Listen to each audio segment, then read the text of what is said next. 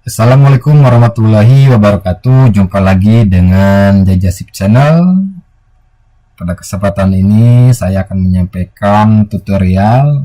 Ini kelanjutan dari tutorial sebelumnya. Yang sebelumnya kita sudah membuat sebuah objek, ya, objek kendaraan. Nah, pada kesempatan ini saya akan menyampaikan teknik dasar animasi. Jadi kita sudah mulai masuk animasi nih. Sudah masuk animasi, tetapi hanya dengan satu layar, ya. Mungkin nanti pertemuan berikutnya kita akan buat dua layar dan beberapa layar, ya. Nah, pada kesempatan ini saya akan menyampaikan dengan satu layar dan mungkin ada beberapa animasinya, ya.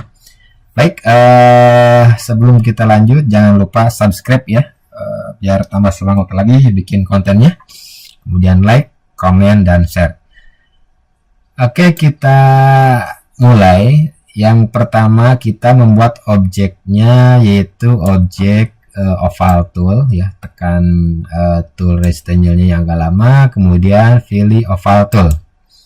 Nah, seperti biasa pewarnaan itu adanya di properties bisa, kemudian di tool juga di sini di area paling bawah juga bisa. Nah, kita gunakan yang di area properties aja biar terbiasa, ya. Stroke colornya biasa kita hilangkan warnanya karena kita tidak membutuhkan warna pada garis lingkarannya. Hanya saja untuk file colornya akan kita rubah yang bergradasi. Di sini akan saya gunakan warna merah, ya, dan warna hitam gradasinya. Nanti kita bahas tentang pewarnaan, ya. Kita di sini hanya membahas animasi dulu, ya. Nanti bertahap lah, ya. Oke, jadi kita hanya menggunakan animasi dengan tool-tool yang sudah disediakan. Kita buat sebuah objek lingkaran di sini, ya. Nah, untuk menghasilkan sebuah lingkaran dengan diameter yang sama, kita tekan tombol Shift pada keyboard. Nah, jangan dilepas. Kemudian klik pointernya dan drag seperti ini, sehingga di sini menghasilkan sebuah lingkaran dengan diameter yang sama. Nah, di sini kita akan menganimasikan lingkaran ini dari posisi atas kiri ini ke bawah, kemudian ke kanan, kemudian ke atas lagi, dan balik lagi ke titik awal. Nah, kita pastikan untuk menghasilkan sebuah titik yang sama, kita perlu garis bantu dulu, ya, dengan mengaktifkan rulernya seperti pertemuan sebelumnya. Bagaimana cara mengaktifkannya? Di sini ada pilih view, kemudian di sini ada ruler. Nah, kita gunakan selection tool untuk menarik rulernya. Jadi kita tarik, drag, ya, seperti ini. Ini misalkan batasan tepi kirinya. Kemudian di area paling atas juga kita kasih. Nah, seperti ini. Oke, ya. Nah, sekarang kita buat animasi, ya. Misalkan animasi ini, si lingkaran ini dia akan bergerak ke bawah, ya.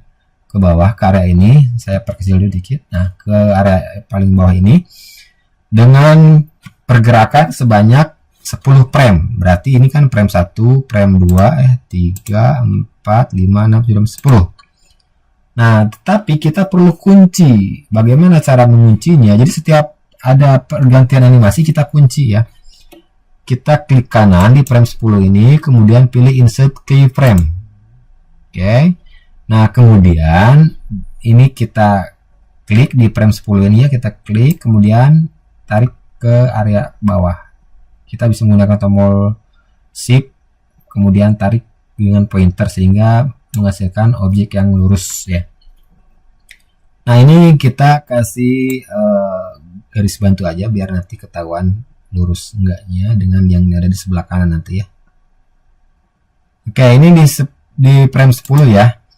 Nah, kemudian kita masuk ke frame 20 untuk menghasilkan sebuah pergerakan dari kiri ke kanan. Kita pilih klik kanan, kemudian pilih insert keyframe, ya. Seperti tadi caranya sama, ya. Kemudian tarik ke sebelah kanan seperti ini. Nah, kita gunakan garis bantu, ya, dari ruler. Ini opsional, ya, untuk garis bantu, nggak digunakan juga nggak apa-apa. Ini hanya memastikan bahwa objeknya lurus, tidak pergerakannya. Nah, kemudian di frame 30 sama, klik kanan, insert keyframe. Nah, kemudian pindahkan ke area paling atas. Nah, kemudian di frame 40 kita akan balikan ke titik awal. Klik kanan, insert keyframe.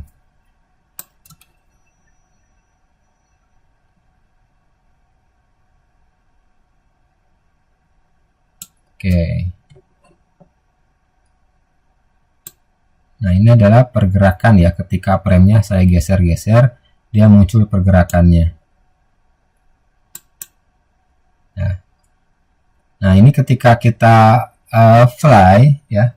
Di sini ada fly atau bisa tekan enter.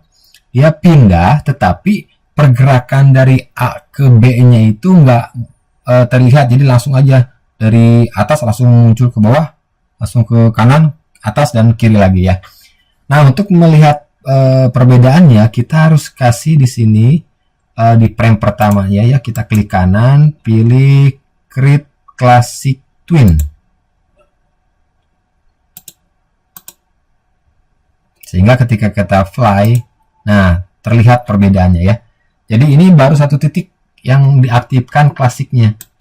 Nah, jadi dia pergerakan dari atas ke bawahnya muncul. Ya, muncul. Nah, berarti yang frame 10 ke 20-nya sama juga seperti tadi. Di sini klik kanan, kemudian Create Classic Twin. Kemudian yang ketiga juga sama, Create Classic Twin. Kemudian ini juga sama, Create Classic Twin. Nah, di sini kan ada Create Motion Twin, ada Create Shape Twin. Nanti kita akan sampaikan, nanti akan saya jelaskan sesuai dengan kasusnya dan objeknya. Sekarang kita gunakan Classic Twin dulu aja ya. Oke. Kemudian coba kita enter atau play. Nah, seperti ini ya. Nah, ini. Nah, untuk melihat hasil yang akan looping terus-menerus, kita bisa dengan menekan Ctrl Enter atau menjalankannya ya. Misalkan di sini kita tekan Ctrl Enter ya. Nah, ini hasilnya.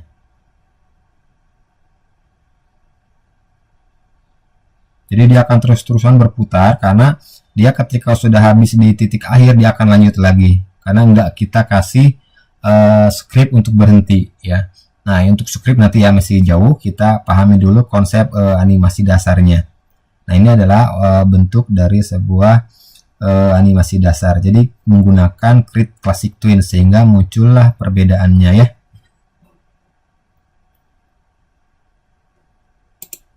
Baik, itu merupakan pemahaman yang paling dasar untuk memahami dari membuat sebuah pergerakan animasi di dalam sebuah animate ya. Jadi ada timeline yang kita gunakan, kemudian layar untuk menampung objeknya, kemudian nanti ada beberapa keyframe atau kunci penutup dari animasi itu diberhentikan atau perubahan ya. Jadi misalkan ini dari atas ke bawah gunakan satu key, kemudian berikutnya gunakan satu key lagi dan sebagainya dan seterusnya ya. Baik, terima kasih pada kesempatan ini. Itu yang bisa saya sampaikan. Assalamualaikum warahmatullahi wabarakatuh.